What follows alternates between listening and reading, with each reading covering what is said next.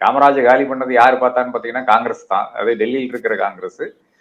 குறிப்பாக இது இது வந்து நார்த் சவுத் டிவைடினுடைய ஒரு விளைவாக வருகிற விஷயம் தான். ஆனா அப்கோர்ஸ் திருச்சி சிவா இவர் பேசிக்க கூடாது. ஒரு நல்ல அறிஞர்.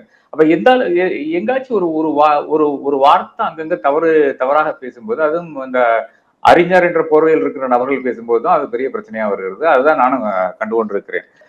ஒரு அரசியல்வாதியை பொறுத்தவரை என்ன ஹிஸ்டரின்னு பாத்தீங்கன்னா, அவருக்கு கன்வீனியன்டா இருக்கிறது, அந்த கட்சிக்கு கன்வீனியன்டா இருக்கிறது அவருடைய ஹிஸ்டரியா இருக்குமே தவிர, பாத்திருக்கின்ற விஷயங்கள் ஒன்னும் நம்ம ஜேர்னலிஸ்ட் வந்து அதை ரெக்கார்ட் பண்ணுவோம். அதன் பிறகு வந்து ஹிஸ்டாரியன்ஸ் வந்து அதை வந்து சரி பார்த்து அதன் பிறகு வந்து அவர்களுடைய அந்த கமெண்ட்ஸ் வந்து ஆட் பண்ணுவாங்க. இதுதான் இயற்கையினுடைய நடைமுறையா இருக்குது. அதுல போய் நீங்க அது உண்மையா இருந்தா கூட நீங்க சொல்ல வேண்டிய அவசியம் கிடையாது. ஏன்னா யாருக்கும் தெரியாத விஷயம் கிடையாது காமராஜ் யாரு காலி பண்ணான்ட்டு.